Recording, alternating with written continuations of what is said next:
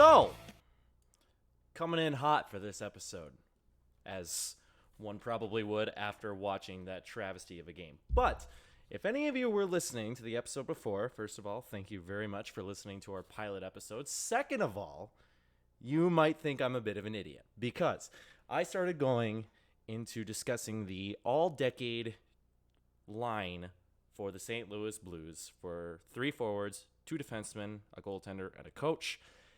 I got to Alex Pietrangelo as the number 1 defenseman, went off into a tangent about how we should re-sign him and why we haven't done that yet. And then I just kind of forgot it there. So we will retry that again. As I said in the last episode, I would have Jaden Schwartz on the left wing. I would have Alex Steen at center, and I would have Vladdy Tarasenko on the right wing. I don't think that's a hot take up for debate very much. Obviously, all 3 of those players around with the club for a very long time. All 3 of those players within the top 3 or 4 in all-time points for the past 10 years. Yes, I have Steen with 447, Vladdy with 428, Schwartz with 341 in 4th. And then, of course, you have Alex Pietrangelo as your top defenseman, who the Blues should really re-sign. And then on the other side of him, I have defenseman Jay Bouwmeester. Now, I thought about picking Kevin Shattenkirk for a while. Shattenkirk, in my mind, is the more sexy take on it. But Jay Bouwmeester, obviously his stats they don't jump out at you with the Blues. He got his start a lot in the early 2000s with Florida, where he was drafted. But Jay Bouwmeester has kind of proven his haters time and again. I know, like a lot of people, and myself included, we were all just rallying for him to be scratched, to be traded, to be waived, whatever, at the start of that abysmal 2018-19 first half. And by the end of it, if we don't have Parayko and Bouwmeester together as that top shutdown pair, we're not happy with it. So I'm keeping Jay Bouwmeester as the top player. Kevin Shattenkirk, obviously a much better offensive presence than Jay Bouwmeester, but in my mind, I'm giving the pick to Jay Bouwmeester on that. And also for the longevity, he is obviously one of the few players to be with the team this entire decade. You think about that for a second, that's kind of a lot. But moving on, by the way, this is the Blues Rants podcast. My name is Philip Miller, your host. We are going live on Twitter, YouTube, and Facebook.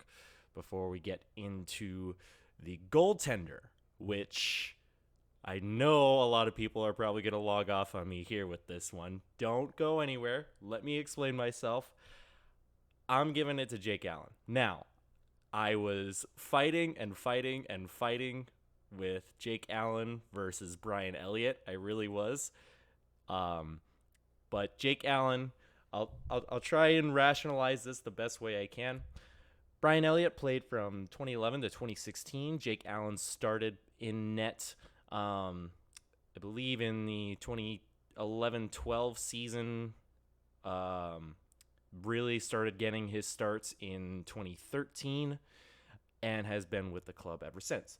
Now, Brian Elliott, obviously better numbers with the Blues. I think at one point he had something ridiculous like a 940 save percentage. I think that was the year he and Halak got the Jennings Trophy for the best tandem in the league. But I'm going with Jake Allen, not only because obviously now he has won a cup for the Blues.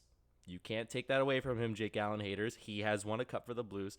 But this guy, I swear, this guy is a more polarizing topic in St. Louis Blues sports than the throwback 1990s jerseys that just came back. You know the red ones I'm talking about. We all know what we're talking about here. But Jake Allen, he's second all-time in wins. He is tied for second in shutouts with Yaroslav Halak, obviously with Brian Elliott up there with 25, not really proving my point. But lifetime, he's got a 2.52 save percentage, 2.52 goals against, excuse me, and a 912 save percentage. That's been pretty darn consistent. I know he's had some down years. He kind of got locked up towards the latter end of 2016-17. He took some time off to train with Martin Brodeur, one of the greatest goalies in the game ever, and sort of kind of found himself again. He had that series where it was basically him versus Devin Dubnyk. Obviously, Dubnyk came out on top of that one, but you talk about the ceiling of this player, and you look at, if just for comparison, you look over at Devin Dubnyk now with the Minnesota Wild. I like Jake Allen more than I like Brian Elliott for his ceiling. Now, of course, Brian Elliott, I believe, is 31. I think he's 31 right now, and he's kind of playing second fiddle in Philly now to Carter Hart, who has been lights out for Philadelphia so far, starting as early as last season. But that's my pick for goaltender. I'm sticking with the snake, my boy, Jake Allen. That's my pick. Now, for the coach I think is pretty much a slam dunk if we're talking all decade. Now, I say that again, all decade. I'm not going with Craig Berube solely for the fact that he won a Stanley Cup in the last year of this decade. I'm going with the guy who's got 248 wins with the Blues, right there behind Joel Quenneville. That is Ken Hitchcock. Ken Hitchcock, obviously 413 games with the club. He was one of 5 coaches, I guess, if you want to count Andy Murray. Andy Murray was there in 2010. Andy Murray, Davis Payne, Ken Hitchcock, Mike Yeo, and Craig Berube. And, of course, Craig Berube's only been with the club for, now, a little over a full season now. But I think it goes without saying, for all decade, Ken Hitchcock is there. He got as far as the Western Conference Final. You cannot bash that, even though we ran into a very good San Jose team the first time around. So that is my pick for the all-decade lineup. I have Schwartz, Steen, and Tarasenko up front. Jay and Pietrangelo on the blue line. I have Snake in net. And I have Hitchcock behind the bench. So, with that being said, apologies to all of our listeners if last time the stream started to cut out a little bit. Still trying to work out the kinks on streaming across 3 platforms at once. Again, we are on Facebook, Twitter, and YouTube. Find all of our streams there. But if the live streaming still comes into question and I can't quite work the kinks out on it, what I'll at least do is live stream for the giveaway episode, so the first 5 episodes here, and we might just have to switch to audio recordings, which are all uploaded on our SoundCloud. You can find our SoundCloud by going to SoundCloud and looking up the Blues Rants podcast. Our first episode is already up there. With credit to our last credit band, We Should Leave This Tree. Again, if you guys have bands that are interested in getting promoted, local St. Louis bands getting promoted, we are kind of a bigger music city. If you've got any bands you'd like to recommend, please feel free to hit us up in our DMs and we will reach out to you. So, before I lose any of you, hopefully not, I will get on with the second hint for our jersey giveaway. Now I'm doing a Name That Blue type of giveaway where every episode I will give you a clue as to a current or former St. Louis Blues player. And I have to remind myself here. Yes, the game against the Rangers, Saturday, January 11th, you will have a chance to text us and try and name that Blues player. So today's clue. This former or current St. Louis Blues player has played at least with 5 different NHL teams, including a 1-year stint with the Pittsburgh Penguins. So that is your hint for this episode. All right. We are here, and I didn't want to be here. Blues lose on national TV, 7-3 to the Colorado Avalanche. I was able to stomach the entirety of this game, just barely, but I was. Um, I'm not a fan of using burn the tape lightly. There was a couple games early in the season. There was a 5-2 loss to Toronto where Bennington got yanked, and a subsequent 5-2 loss to Buffalo. There was 2 3-goal losses to Montreal, which eventually prompted the players only meeting. This one, burn the tape. Burn the tape. Move on. I know the Blues already kind of have that mentality of, you know what, just move on, prepare for the next game, win or lose. This one, just forget it. This was, I won't say it was an unmitigated 60-minute disaster. It was an unmitigated disaster. But for about 19 minutes and 49 seconds there, it was actually pretty good. And then, of course, the Blues are trying to get established in the zone. Justin Faulk is going over to the right side, trying to convince on the play. And what are you doing? Where is Nathan MacKinnon going? And he scores. Because Nathan MacKinnon is unhuman, and he is playing in the NHL right now like I would be playing NHL 20 with a rookie team. Justin Faulk. It's, again, he's an enigma to me right now. And I know I talked him up in the last episode like he was coming around, so this is really funny to me. But Justin Faulk, man, if you don't improve tonight, you've got to improve the next 1-2 games. If any of you have any quarrel with me on that, Justin Faulk was the worst player on that ice for that game. He was 0 shots, -4. -4. That is not hyperbole. -4 for Justin Faulk. He completely turns over the puck on that first goal, which, by the way, came in the last 10 seconds of the first period.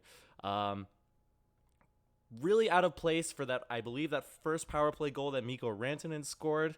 I might be confusing that with a Nazem Kadri one-timer that I think he was also on the ice for. But Justin Faulk, man, I mean, he was driving me absolutely bananas the whole night. I know he is new to this club, and I know that Alex Pietrangelo-Faulk pairing is probably the best option we have for him right now, considering how loaded up we are on the right side. But that was absolutely atrocious performance by him by no stretch of the term. Kind of abhorrent performance by the majority of the club. And I'm not going to harp on Jordan Binnington too much. I know he got obviously frustrated, that Nazem Kadri one-timer, which, I mean, if you save that, that's a highlight reel save. Like, come on. But obviously he was visibly frustrated. He's probably frustrated with this loss. But I'm not giving him too much credit. I'm not giving him too much fault for what happened. I'm giving the defense fault for what happened. The guys in front of him absolutely needed to be better. There was pretty much nothing going for us after that first period where MacKinnon scores late. I did like the little boost there towards the middle end of the second period. Robert Thomas, who...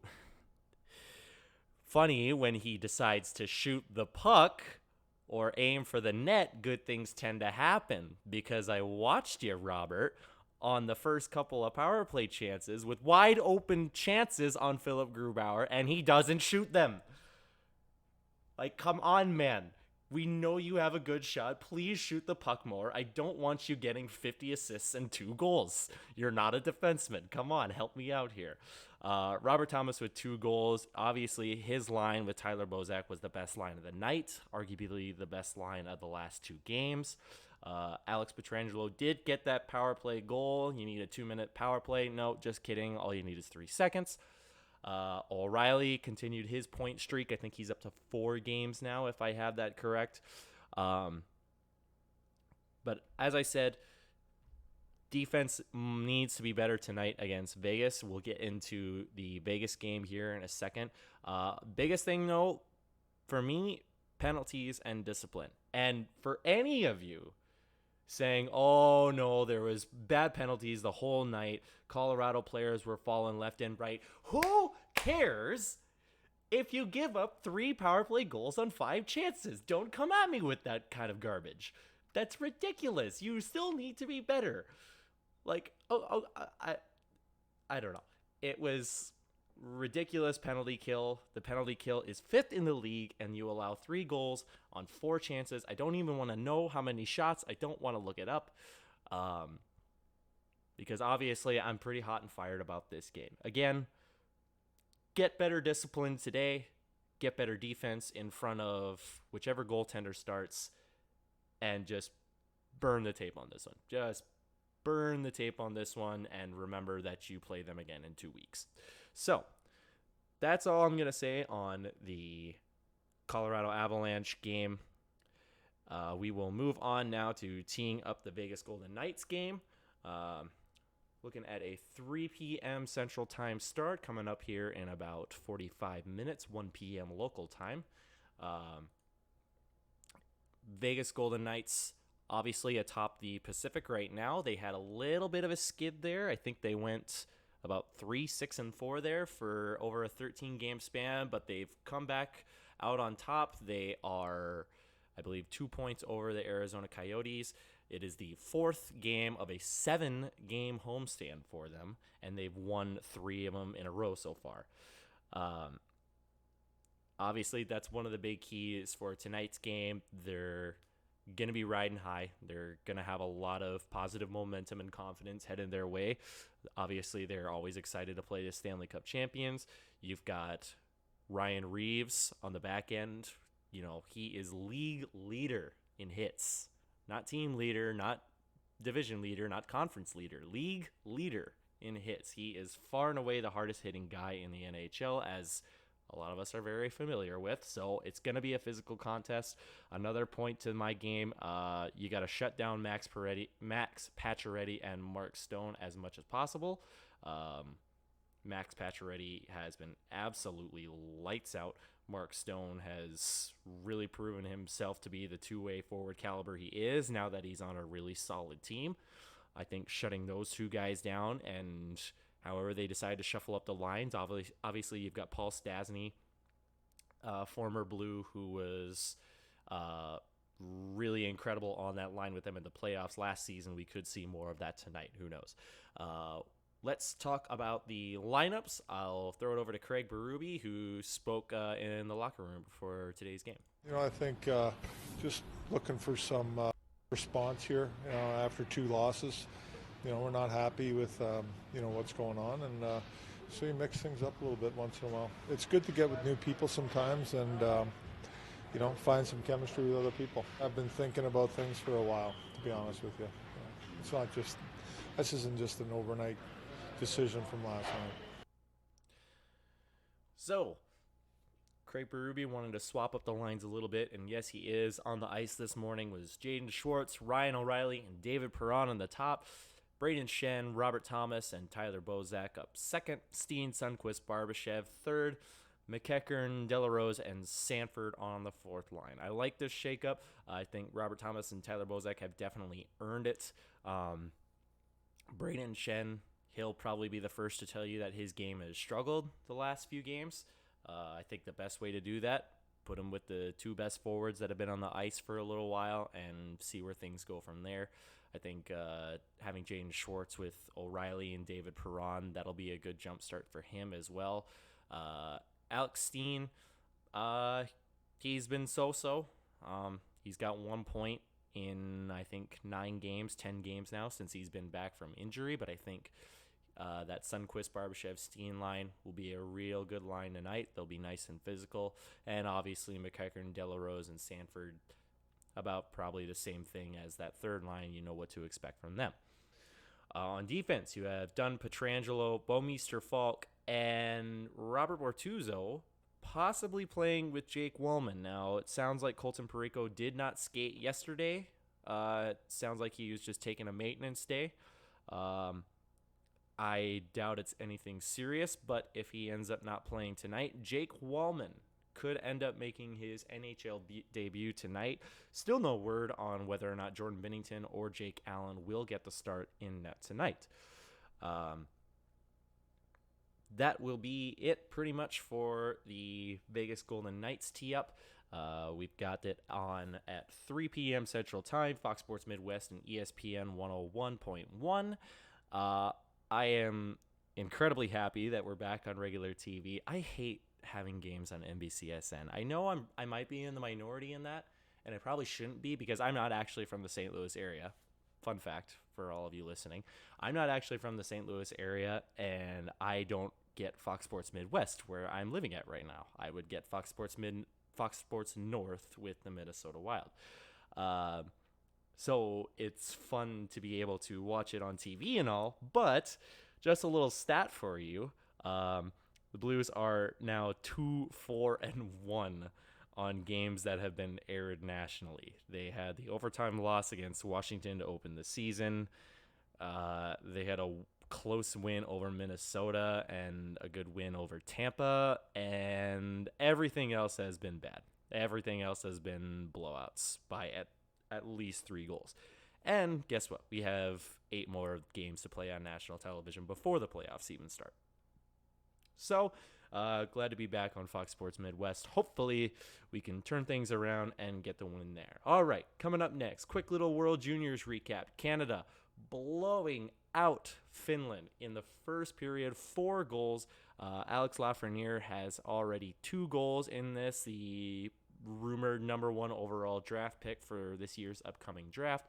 Canada leads over Finland 5-0 right now with a little under 7 minutes to go in the final period. And of course, I feel kind of like a jinx, although not really. Sweden with another heartbreaker, losing to Russia 5-4 in overtime. They are out of the World Juniors Championship yet again. They will play possibly Finland for the bronze, unless Finland comes with a miraculous comeback here in the final minutes of the third. Again, 52 straight group wins. They haven't lost in group play in 52 games. Just can't get over the playoff hump, man. It's really kind of crazy. But Canada blowing out Finland right now. This could be their 4th of 6 games where they blow out their competition by scoring at least 6 goals. 4 of 6, 3 of 6 games right now, they've scored 6 or more. They could make it 4 of 6 with a win over Finland with 1 more goal. That's just nuts. I mean, that's a ridiculous goal differential there. We will continue on. Jim Montgomery over in Dallas. If some of you remember, Jim Montgomery was fired on December 10th. Real hush-hush situation. All we had was that he was fired for a material act of unprofessionalism, per GM Jim Nill. And finally, he has spoken out. I'm not exactly sure where the original source for this was, but we have a note to the Dallas Stars from Jim Montgomery, and here's what he said.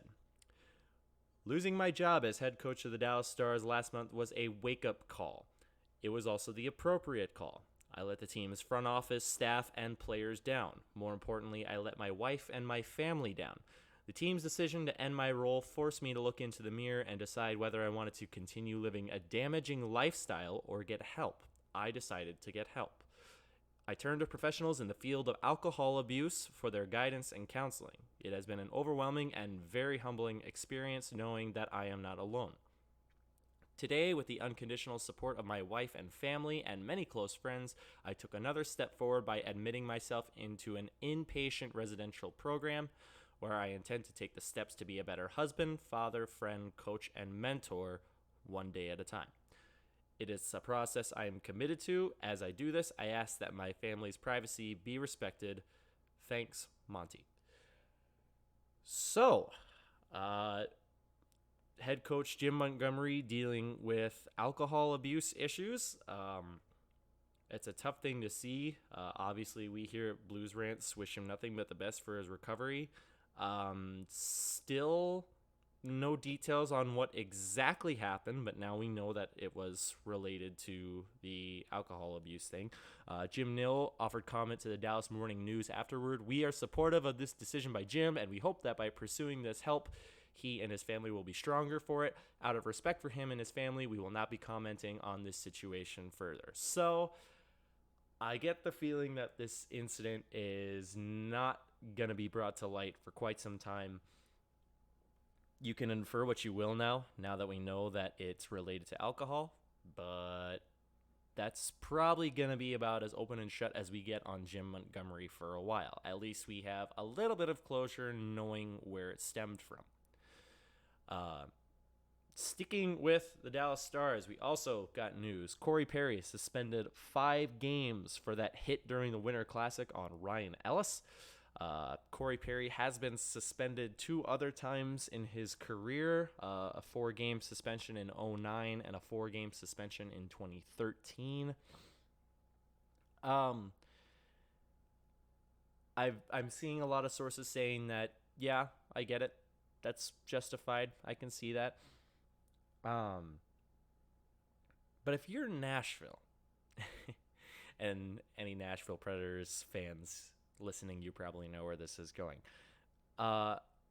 You probably can't think this is justified. And I could see both sides, because Corey Perry lands that elbow. That probably puts Ryan Ellis out with a concussion, we can only assume.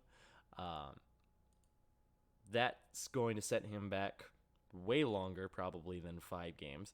And Blues fans definitely know all about this, because literally earlier this season, Robert Bortuzzo laid that garbage hit. Don't even try and say that it wasn't a garbage hit. It was a garbage hit on Ryan Johansson, and Ryan Johansson goes out for 4 weeks. What does Robert Bortuzzo get? 4 games. 4. It's I like the fact they did suspend him that long. Obviously, it's a type of hit the NHL wants to get rid of, or trying desperately to. I still think the disparity between the injury and the hit, I understand you're not supposed to lengthen out the suspension based on the injury, but there are still some times where I cannot wrap my head around that. That's all I'll say on that for right now.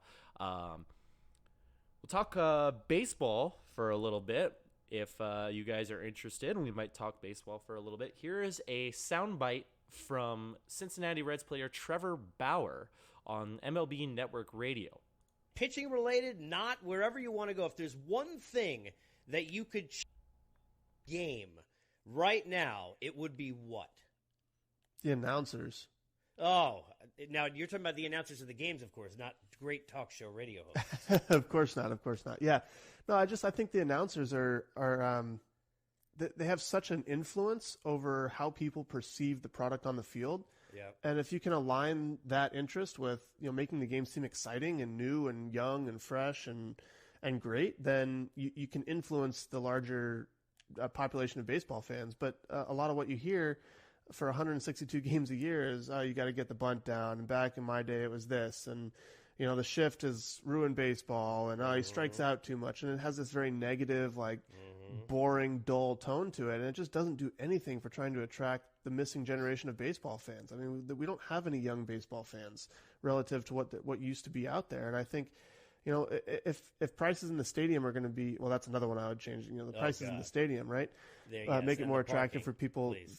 For people, just the whole package to come to a game. Yes. But if you're going to have people that are staying home to watch baseball and they turn it on and all they hear is how bad baseball is, why you're going to go watch WWE, or you're going to go watch NBA, or you're going to go watch something else with your time. There's so many options for content now that you really have to compete for the person's interest. That's right. And I don't think that, in typical baseball fashion, it moves very slowly as an industry. And I don't think that area we're doing a very good job of competing for the interest of the people that we're trying to target.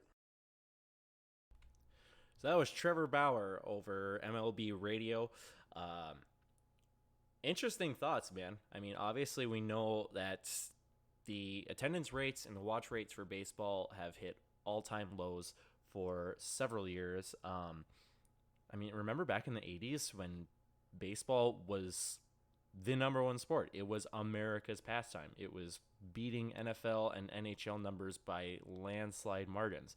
And now, I mean, go look at Miami Marlins. They couldn't sell tickets if they gave them out for free. Interesting take on how to try and fix, some of the problems going on with baseball right now. Again, I think, Cardinals fan base still stays pretty loyal because I think the Cardinals have finally turned the corner. I think St. Louis is really finding a new identity under head coach Mike Schilt. Congratulations to Mike Schilt, by the way. If any of you missed that, he got engaged. I believe on Christmas Day to his now fiance. So congratulations to Schilt. But the numbers for baseball in terms of watching and attendance rates have obviously trended down, and there could be something to be said about the announcers. I think we've got some pretty cemented announcers on our side. I don't think they, as much as I try and listen to baseball games, sometimes I do, sometimes I don't. I don't think they bash the game now as much as they used to. I think Cardinals fans are kind of lucky that we have, slightly better broadcasters on the TV and radio side. But he makes a very valid point. At this point, you got to be doing everything you can to try and get fans back into the seats, get fans tuning in, whether it be radio or TV, and that could very well be one way to start it, is by getting some guys in that are on board with the new way that the game is played. I mean, it's adapt or die. It's adapt or die with pretty much everything. And I hope that numbers turn around for baseball because I'm still a fan of baseball. But we'll have to see where it goes from there. Moving on with some more baseball. Quick little rumor here. Marcell Ozuna. Obviously, the two-time All-Star Silver Slugger Marcell Ozuna dealing with getting a new contract for the 2020 season. And we have a report from insider Mark Feinsand. The market for Marcell Ozuna may be gaining some clarity. According to a source, the Reds, Cardinals, and Rangers are all among the teams still making a push for the slugger. Other teams could still be in play, but these three appear to be the front runners. Interesting stuff. Marcell Ozuna, he's come out as a pretty decent player since coming over for the Cardinals from Miami. I would like to hope that the Cardinals stay with him. Obviously, I'm not super savvy or intelligent on the business side of sports. I'm definitely not super savvy or intelligent on the business side of baseball. But from what I could see, Marcell Ozuna, he's been a great player for the Cardinals, I think, so far, the infielder with, let's see, I thought I wrote it down here somewhere, 29 home runs, 117 hits, 80 RBIs last season. Obviously a big contributor to the Cardinals clinching the division last year up until the unfortunate sweep against the Washington Nationals. And that's a fun little side topic, by the way. We're approaching the NFL playoffs, Vikings playing the Saints and the Seahawks playing the Eagles in the wild card games. There are a good number, I think a higher number than average, of NFL teams without a Super Bowl win. And I'm trying to see if I can look it up right now. Because I believe the Eagles were just one of 13 teams to win the Super Bowl. 13. You know what other teams haven't won the Super Bowl yet? The Buffalo Bills, Arizona Cardinals, Houston Texans, Minnesota Vikings, Tennessee Titans, Carolina Panthers, Cleveland Browns, Jacksonville Jaguars. Now, a couple of them have actually been to the Super Bowl. I'm sure Atlanta Falcons fans really sit well with that. But how fun would it be if in one calendar year you have 4 teams in the Big Four all win their respective championship for the first time. How fun would that be just for sports in general? You have the Blues obviously winning the Stanley Cup. You have the Washington Nationals winning their first World Series title in history with that storybook ridiculous run. And you have the Toronto Raptors getting Kawhi Leonard and going all the way to win the Larry O'B. I think that would actually be a lot of fun. And, I, for one, I just don't want to see the Patriots win for the umpteenth time under Tom Brady, who is like 60. That will probably wrap us up for this episode. Again, if you guys are liking what you're seeing, please feel free to let us know. Give us any comments of what we can do to be better. If you like hearing about more sports like baseball or football, feel free to hit us up in all of our DMs. Again, we are on Twitter, Facebook, Instagram, you name it, we got it. We're even on YouTube. Yes, you said that right. Blues, Vegas, coming up in about 25 minutes. Call is going to be on Fox Sports Midwest and ESPN 101, 3 p.m. Central Time. Should be a fun one. Hopefully the Blues can get back into the win column after dropping 2 straight. We have another outro song for you guys here. Local St. Louis band City of Parks. This is Move On and Survive. My name has been Philip Miller. Thank you very much for tuning in to the Blues Rants podcast. We'll see you later.